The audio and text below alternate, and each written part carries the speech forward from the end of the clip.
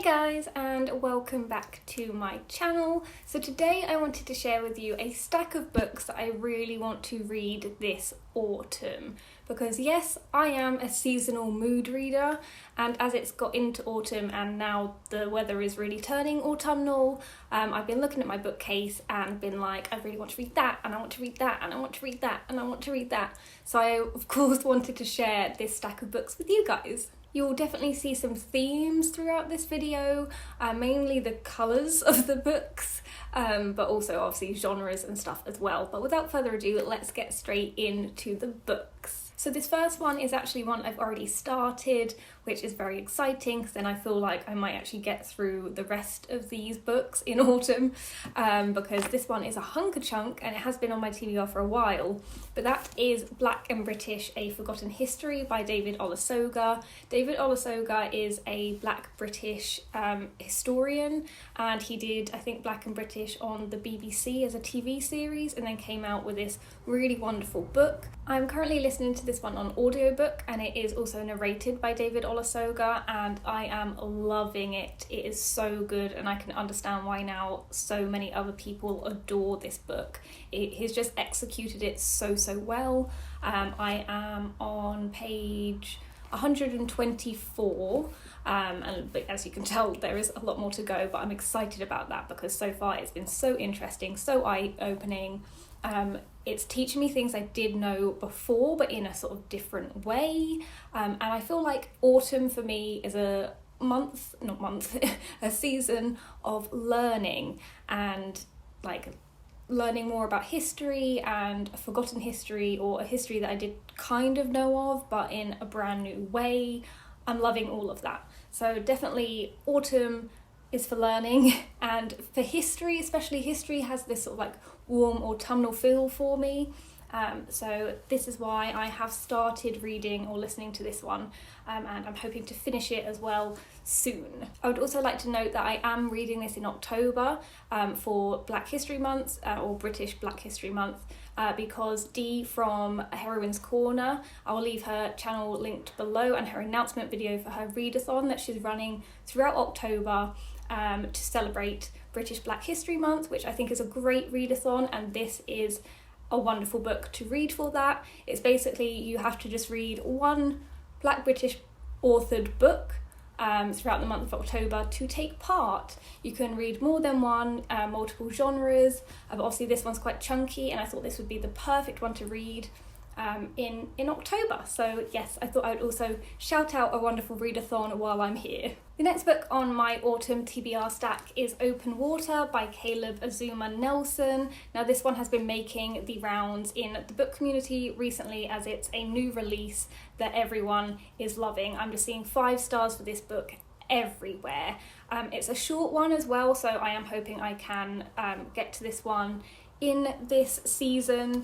I don't know a lot about it other than it's about 2 young people who meet at a pub in southeast London. Both are Black and British, both won scholarships to private schools where they struggled to belong, and both are now artists, and I do believe it's just a love story. I'm also getting this sense that because so many people are loving this and it is so short and it maybe doesn't do a lot in the pages, that the writing is probably really beautiful as well, because short books where not a lot really happens but they pack a punch and they get 5 stars are normally really beautifully written. So I love all of those things, and yeah, just looking at this, I'm getting good vibes from it, so I really want to get to this one soon. The next one is a very aptly named book, and that is Autumn by Ali Smith. It just feels wrong not to try and read this in autumn. So I think I've got two books in Ali Smith's season quartet. So she's got one called Summer, Spring, Autumn and Winter. I think I've got Autumn and Winter, which is good because winter follows autumn. Again, this one isn't particularly long, but I don't know anything about this, and it's the same with most Ali Smith books, just that they're very literary. and people either love her or hate her. But I do think Autumn would be a really good one to start with, as I think quite a few people have enjoyed this one. I will quickly read the blurb because, again, the blurb doesn't give a lot away, but just in case you maybe want to know what this is about. Daniel is a century old. Elizabeth, born in 1984, has her eye on the future. The United Kingdom is in pieces, divided by a historical once-in-a-generation summer. Love is won, love is lost. Hope is hand in hand with hopelessness. The season rolls around as ever. Again, that hasn't really given a lot away, but it talked about like history and love and just loads of things that to me are kind of autumnal. But yes, so fingers crossed I can get to this one in autumn. The next one is one that I put on almost every TBR. It was on a TBR last year for the books I wanted to read before the end of the year. I think it was even on the one that I did mid-year this year to say the books I want to read before the end of the year. Still haven't got round to it, again, because to me this is a very sort of autumn, wintry book, but that is The Shadow of the Wind. I know, it's one that I just need to sit down and read. I think the size kind of puts me off, but it is a historical fiction set in Barcelona, but it follows our main character Daniel, whose father takes him to the cemetery of forgotten books, and there he picks up a book called The Shadow of the Wind, and it just takes him on a journey trying to find the author and these other books, because there's no trace of the author or the other books, so it's sort of like a mystery puzzle piece kind of going on. There's also a romance in it from what I had read when I did start reading it ages ago. I think I got about 190 pages in, roughly, maybe, I don't know. But yes, it just screams autumn at me. And this autumn, I will read it. So this next book, I have actually earmarked a week in which I will read it, because I've read the other one, the first book in this trilogy, in this place, and I bought the second book in the trilogy in this place, so it only feels right to finish off the series and read the last book in this place. But that is Dark Dawn by J. Kristoff. So fingers crossed, myself and my mum should be going to Malta on holiday in the first week of November. We've had it booked for like quite a while. It was quite cheap because it's out of season. We're both fully vaccinated, and yes, we're just keeping everything crossed that it all is fine and goes ahead. We're hoping because it's out of season it'll be quieter, but the Nevernight trilogy and Malta for me are just like one thing, because the last time I was there on holiday I read Nevernight when I was there. I bought the second book in a bookshop in Malta, and it only feels right to finish off the series while I'm there. And I did want to finish this series before the end of the year anyway, and it's fantasy, and fantasy for me is very autumnal.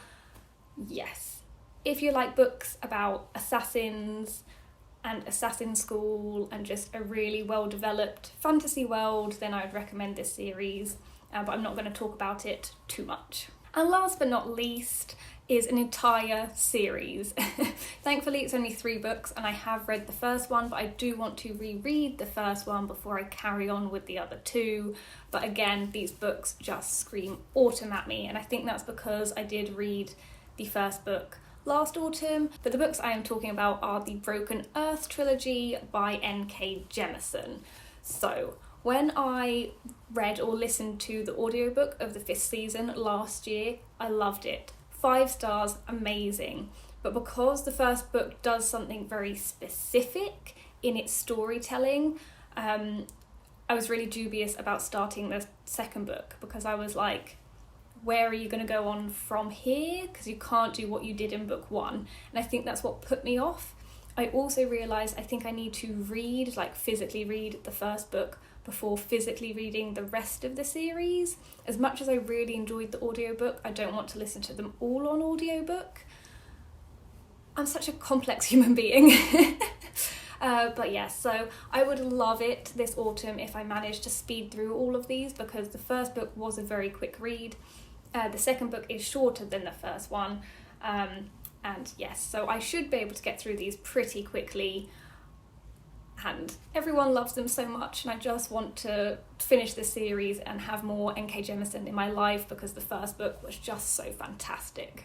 And on the back of the first book it says, this is the way the world ends for the last time. And I think that's all you need to know. It basically just starts with catastrophe and leads you through this world, unveiling things, and it's just amazing. So if you do like adult fantasy books, especially with darker themes, I would highly recommend the 5th season. So that is my very colourful and autumnal looking book stack that I would love to get through in technically the next 2 months, because British autumn is September, October and November. I always forget about September being autumn because it still feels like summer to me. Please let me know what is on your autumn TBR, or if any of these are some of your favourites, so that it gets me more excited to pick them up. Thank you guys so much for watching, and I'll see you soon in my next video. Bye!